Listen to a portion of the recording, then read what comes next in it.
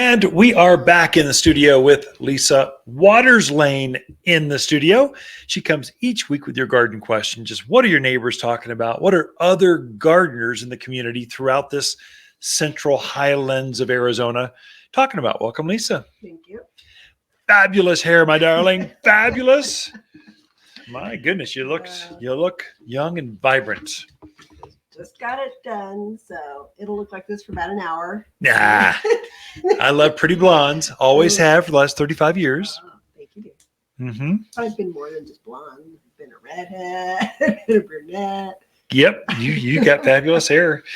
So we should mention I'm just kind of a bit sore from all the pottery. Yeah. Literally, the family stayed late on, when was that? Tuesday, and unloaded like 40,000 pounds of pottery. Everyone goes, I just shoveled 20,000 pounds of granite. You should try pottery.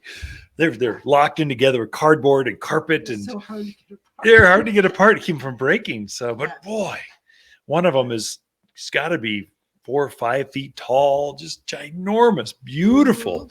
Very nice pottery, very nice stuff. Tried to get some new colors and combos. Yeah. So, people have kind of been waiting for the new pottery, so come on down. It's here. It's pretty. It is kind of fun. It's kind of like Christmas because of all the new color. Where'd you come up with that sky blue color? That was interesting. It's unusual. And the yellow, not butter yellow, like true, like gold bright yellow came in. Some unusual bright, pure red, like fire engine red, only redder, only orangey red. They're trendy. They're kind of neat. They are. Lots of pretty colors. And lots of houseplant sizes you brought in. Definitely. There you go. Yeah. Saucer. That's a hard one. You can't find saucers for pottery many times, but it is. People don't understand what a challenge it is to get saucers, and they're always like, "Well, why?" And I'm like, I guess it has something to do. They throw away more than they actually send because it's really easy to get them wobbly and wonky. Yeah, sure. So it's really difficult to get them flat and straight. So I can tell you, pottery we'll try to put a lot of them onto a container coming from Asia, and I've literally had it go overweight by only 1 pound, and then you got to break that container open. Now the cost just doubled because you got to separate the load because they won't let it come in. They won't let it go on the roads unless it's underweight. Oh, logistical nightmare. The factory did me wrong. They knew what it weighed. But when it got into the import, LA, they wouldn't let me come into the customs just because of overweight. It was my problem. Yeah, I owned all the pottery. I can't figure out how to get it through. What garden questions we got? Question is from Lee in Prescott Valley. So she wants to know why her neighbor's lilacs are beautiful and full of blooms, and hers, which she's been in that home for 2 years, have not bloomed. I don't know. Oh, well, has never bloomed or stopped blooming 2 years? Are they old lilacs? Are they new lilacs? Are they just well, you got to be more specific, people, than that. Here's what happens with lilacs. So if you care for them, they want to bloom. The care being you need to fertilize them at the right time. Secret with the lilacs are all spring blooming things. You need to give it a fertilizer in the fall of the year. It uses that food to form that flower bud through winter, and then it will erupt in growth the end of April. It's guaranteed. What if it runs out of food or you use the wrong food? If you're going to dump a little bit of Miracle-Gro out there, that is going to do zero good for a lilac. You need to put a good granular organic food. We make one called all-purpose plant food. The cottonseed meal in that particular plant food is like magic for things that bloom. Brings out the fragrance and the color and the number of buds. But put some of that on about Halloween and you're going to get lilacs. My guess it's a food thing. Maturity-wise, if it's only 2 years old, even young lilacs will bloom. So they bloom at all ages. I don't think it's an age. I think it's probably either it's a drought hardy plant that is getting too wet, so it just sheds its buds because it's too wet, too soggy. That'd be that Granville, that whole valley area from Prescott Valley, Dewey, all the way up to Paulden, heavy clay soils. If it sits in a real heavy clay soil, it could do that. There could be multiple reasons. Bring a sample to the garden center. We'll stick it under the microscope. We'll take a close look, see if it's bugs, what the color is, nutrients. We could share more. So It could Lee, also be pruning too. you Pruning at the could wrong have time. pruned it. Yeah, in January, you pruned off the flower buds. Right.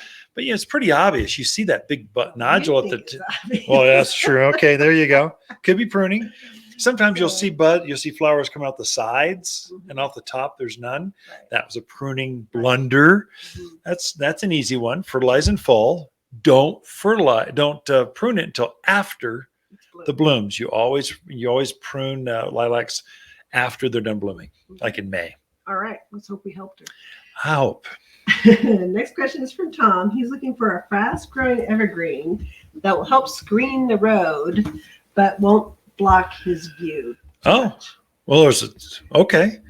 So it must be a Vista thing or something. Perfect. Tom, this one's pretty easy. If you go informal, junipers, number one grower here, because juniper forests are just everywhere. A lot of folks complain about their allergies with junipers. Okay, rightfully, that's okay. The smaller ones like sea green junipers, Pfister junipers, stay ball shaped. One that has no allergies, that's very shapely, that works really well, surprisingly, are the spruce trees. So you in fact, there's a new one. What's that? Baby blue or icy blue? Baby blue spruce. That would be perfect for Tom. It's got a Christmas tree shape. And that particular one, the baby blue, is thicker than normal, than most spruce, has a higher tip count, and it's silver blue. It's really crazy blue. You could put a few of those out there, and that would block the headlights or the view or whatever that is. And they don't get so ginormous that they obliterate everything. And another thing about spruce is they're Christmas tree shaped. They're chubby at the bottom. And they're not as tall, not as wide, skinny at the top. That could work out great. Sure. What else could we do? Deodar cedar, that's fast growing, but oh my gosh, they get too big sometimes. They get huge. Yeah, I would say you need at least Arizona cypress. Cypress, maybe. Yeah, Arizona cypress. Your Spartan junipers, Hollywood junipers. There's a ton. Red tip botinia.